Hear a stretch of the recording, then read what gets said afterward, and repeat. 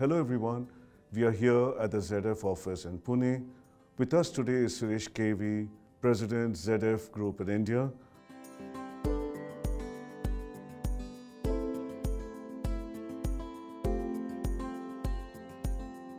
Suresh, welcome to the show. It's lovely to have you with us today. Thank you. And how have things been? How are you and what's business like?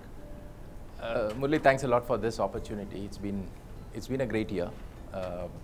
Nothing to complain as we speak today. Good first quarter, without much of rushes, which generally happens in Jan-March. And the second quarter also looks to be promising. I think we will end the year good.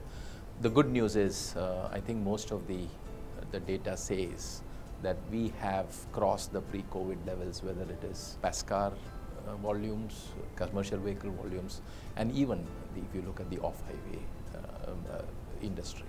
So I would say good times are back.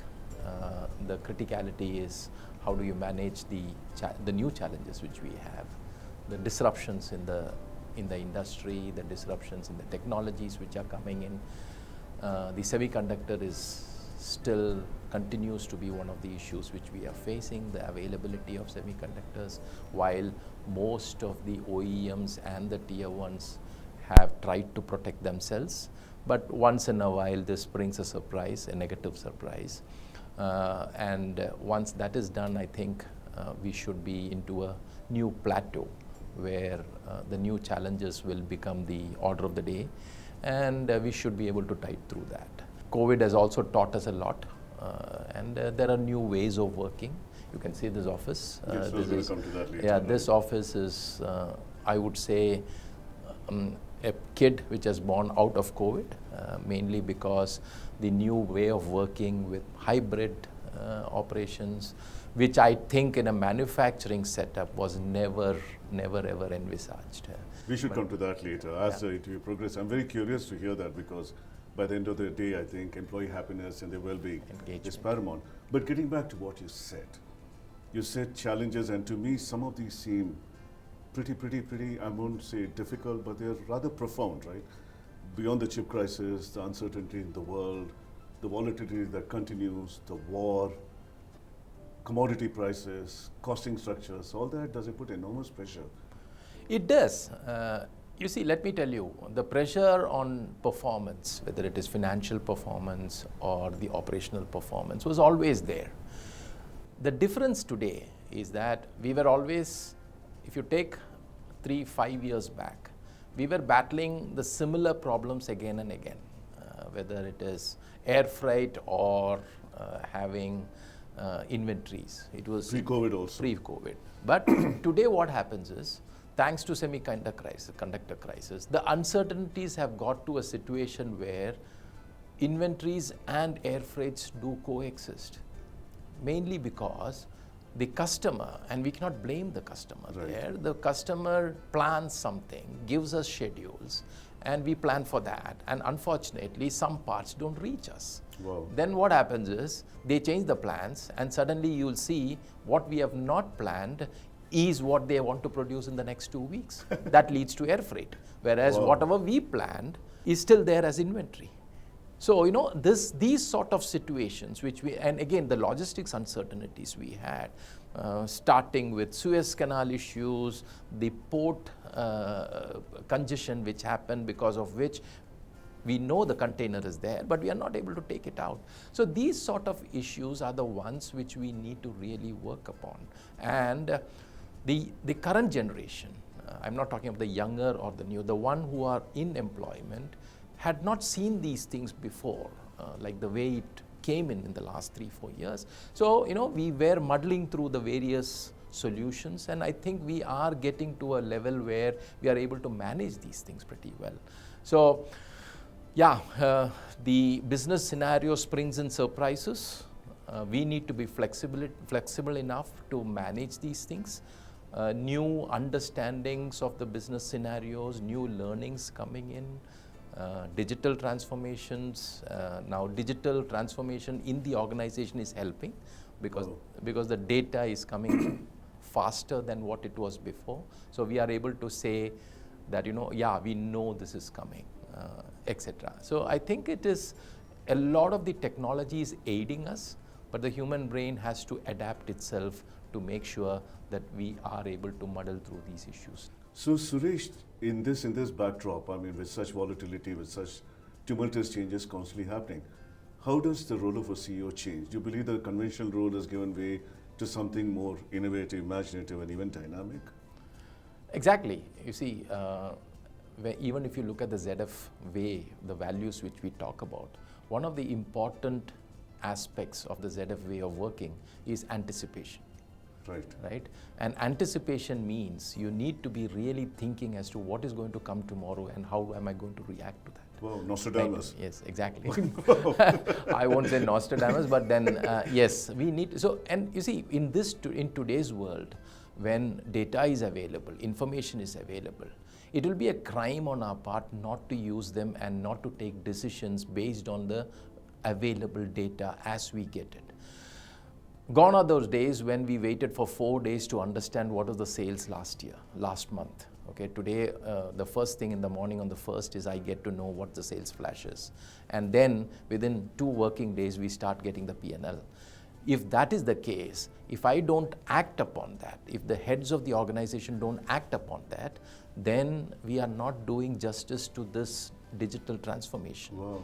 Right? So as a head of the organization, and I am not saying it has to be the head of the organization also, all the managers through the hierarchy will have to be looking at data and anticipating as to what is the change which is coming up. We set up strategies for 7 years, 8 years, but definitely that's not cast in stone. We have to relook at it every year. Who thought that in 2022 we will end up, or 23 financial year, we'll end up with 60,000 plus electrical vehicles sold. Now we are seeing that probably 23-24 we will cross 100,000. That means that calls for more and more electrical charging stations. I was last week talking to somebody and he said, my friend had come with an electric car and the thing which he was looking for is where is the closest fast charging station. Right? So this, as OEMs, they will have to relook as to their charging infrastructure pretty soon, given the volumes increasing. A simple example where in 2021-22, this wouldn't have been in the plan, that this ramp up will happen at the rate at which it is happening. Similarly, safety aspects of the vehicles, the seat belts and the airbags which has got mandated, that changes the scenario completely. We are going to have capacity augmentation in safety related manufacturing setups. Right? And we cannot wait saying that, okay, it will take 6 months for me to bring a machine. We will have to say, because come October, the new mandate is going to be implemented. So I think the important thing is, as we always say, it is not just sitting and planning activities, it is responding to the situations which becomes very critical from a head of the organization perspective. And I would also say, as I said, and I would like to repeat that, it is just not at the head of the organization. Given that in ZF, empowerment is also one of the values which we want to really demonstrate. When I have to empower, when the team empowers the levels below, they also have to act as CEOs of their own areas. And hence, agility, anticipation, data collection, converting into information, I would say not only information, action-oriented information, actionable data, which we talk about. These sort of things becomes very critical, and hence, the quality of managers has to change when it comes to working in the modern era. You cannot be sitting and saying that I will take a printout, look at it. Cannot possible. It's not possible. Today we need to be as, yesterday one of my colleagues has gone on vacation and I asked him, he said, I'm not taking the laptop, I'm taking my mobile because my mobile has it all.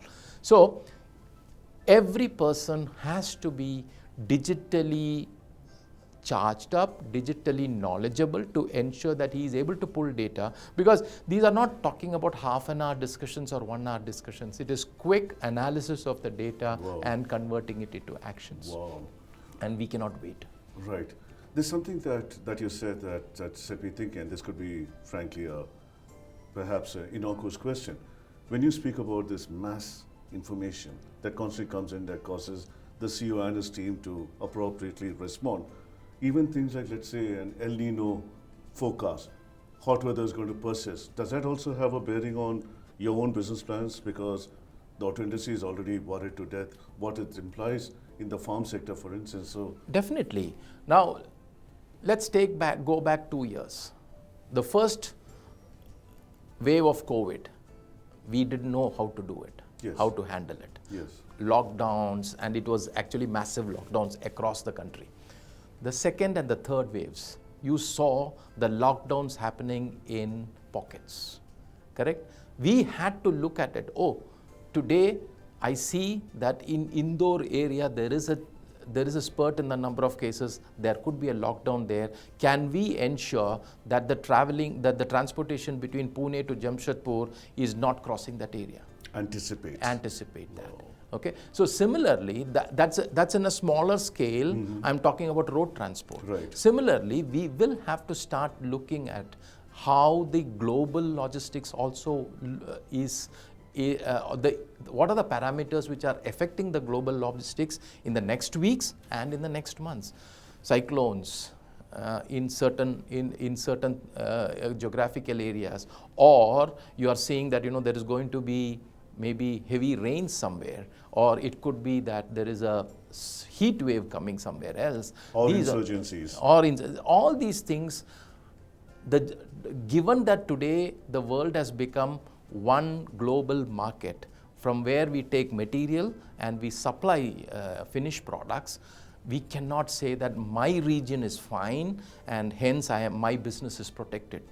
We cannot do that. And hence, it's very, very important to keep our eyes and ears open, the radars up and running to see which part of the world is getting affected by what parameter, and hence how do I respond just in case that comes in. So you could see the West talking about what is happening in China, now the Chinese talking about what is happening in the US, because the business will get affected. That's critical. Today, when I say that we have a target to export 2 billion euros worth of material by 2030, that means those 2 billion euros worth of material is dependent on India region. And hence, anything which happens to India region can have its ramifications across the world, depending on where are we supplying to. So they will be bothered about what is happening in India. Simple case, we were having to have a couple of visits, important visits to India. Last week there came a question, what is the situation of COVID? We hear that there is some increases there.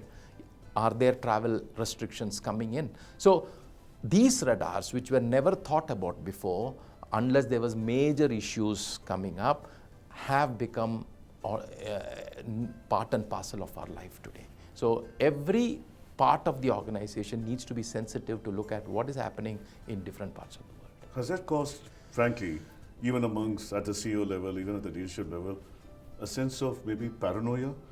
Because in the sense, are you constantly, your Anthony is also, hey, something could happen, because there's bad news almost happening everywhere.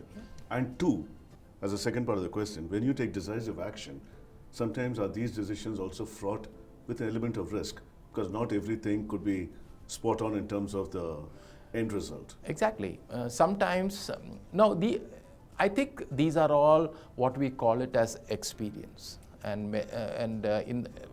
Whenever we pass out of engineering, the first question when they ask is how many years of experience do we have? We ridiculed it during those days. I remember. But today, I think the process of maturity is going through these experiences, is going through these situations. Yes, it is different. You can get frustrated when whatever actions you took didn't work. You can get elated because what I anticipated happened. But then I think as you gain experience, as you talk, and that's where another important aspect is networking. You need to talk to people. excellent example is when, again, I would talk about the COVID period, what taught us. If you go into Chakan, there was a WhatsApp group in Chakan Industries. They were exchanging information as to what all each industry did, each factory did. Wow. And that was learning from each other. Great. And so that was best use of the WhatsApp group technology, right, which we really put it to use. Right. And hence, most of the factories did not reinvent the wheel. Right. They learnt it, they passed it on. So I think it is very, very important for us to consult right people, get to have more information as to what did they do in those circumstances, and then finally make your action plan. When you do that, the knowledge base is there, you know what others have done, and hence the probability of you hitting the right solution is very high. But still you have chances of failure. And correct, failures are stepping stone to success. So yes, aptly put. So and that's how it is. No, absolutely. And I'm curious also, could you perhaps give an update now on the ZF business in India, the activities, the things that are being planned? Because clearly, I mean, what I've seen over the last few months, that India is clearly on the radar a lot more aggressively as far as headquarters is concerned. There's greater responsibility. And perhaps you could give an update on the initiatives in terms of product, investments, whatever you feel comfortable. So I wouldn't like to repeat whatever we have spoken, but correct, still touch upon, we launched the Refresh India strategy with 4 parameters. And based on, and then we launched our strategy for 2030, which had 4 major aspects. One is the revenue. We want to achieve the 3 billion euros sales by end of 2030. 2 billion euros of sourcing from the country for both local for local and local for global by 2030. We also said that we have to become one of the best employers or one of the preferred employers in the region. And last but not the least, use the Indian talent as much as possible, be it engineering, be it back offices, be it shared services, etc. So these were the 4-legged.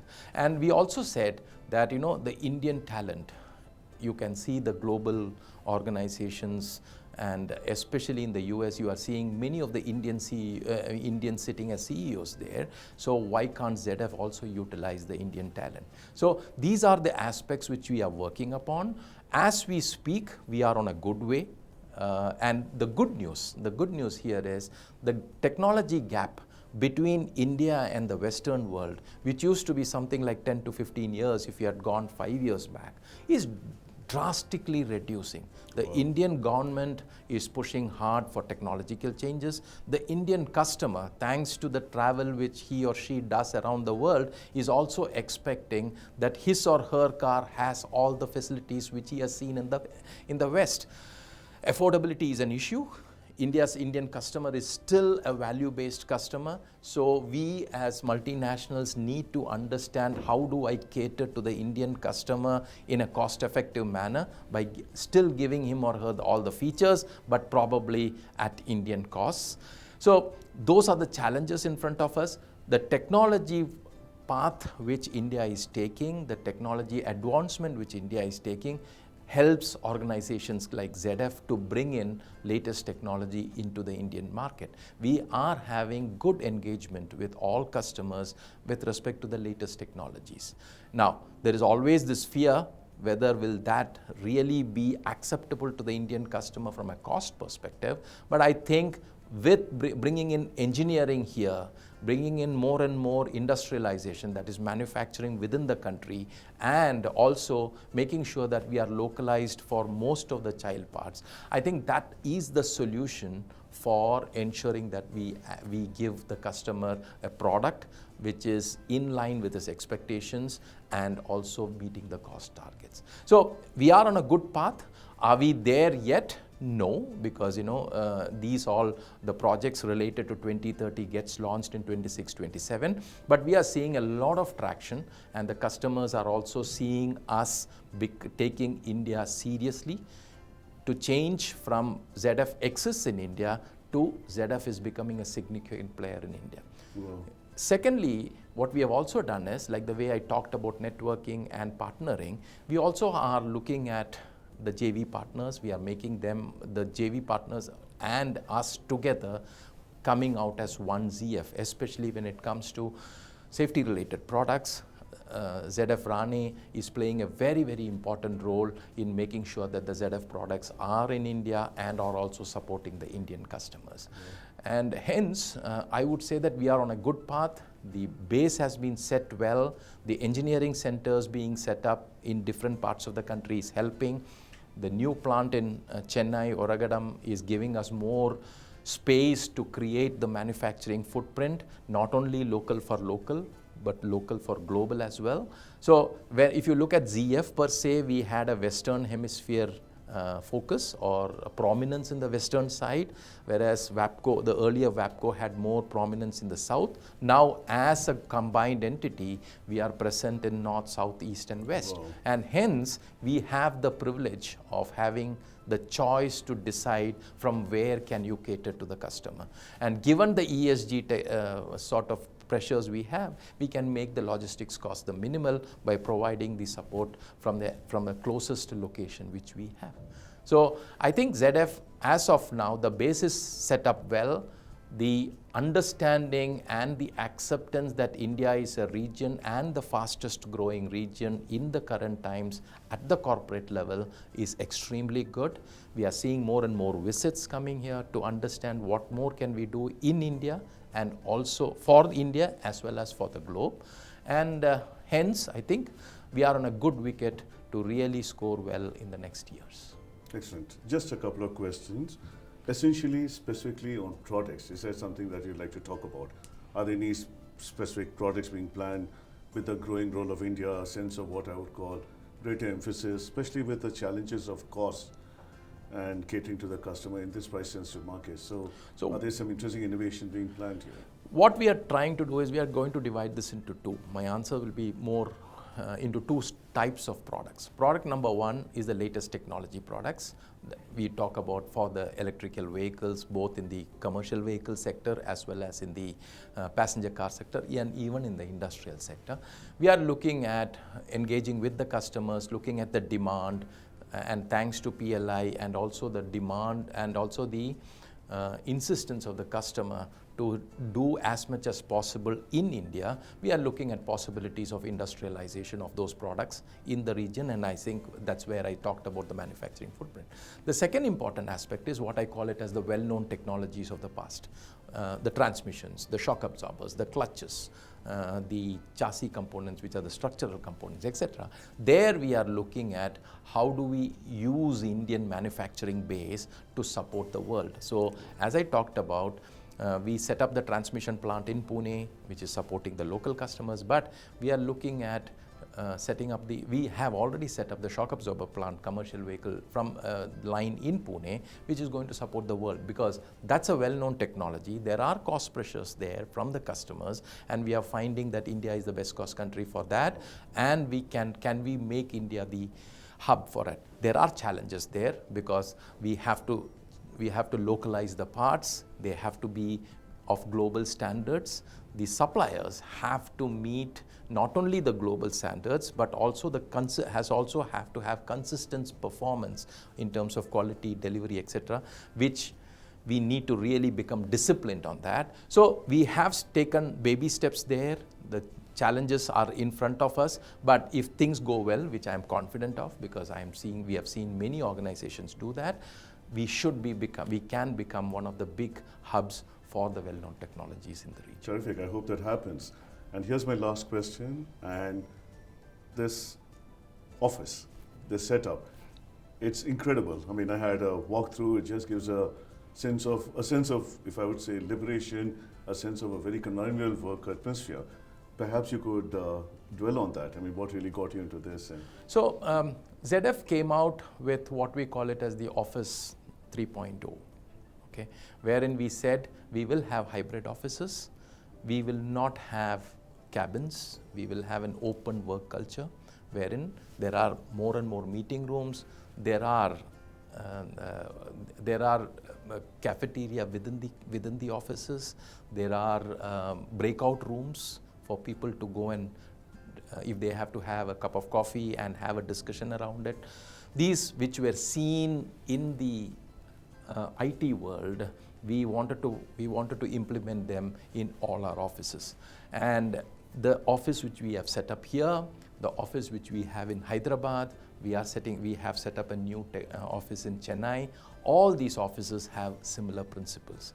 So the good news here is, it really fosters open working culture, team working, constant communication, and more important, we will see that the passionate workers are able to really get to a high-end working atmosphere, which I talk about. When we talk about high-end, I'm saying it can be at the innovative best. Okay, you can really think through it. And we are also, thanks to the COVID and also the various criteria which came with that. So here what we have done is, we have implemented a hybrid working culture wherein people can work 3 days a week from office, which is a healthy combination of work from home and physically working in office. So I think, honestly, I really love coming to this office. I don't blame you, and it's a reminder to me to come here more often and catch up with you. Suresh, thank you so much. It's been a pleasure. Thank you.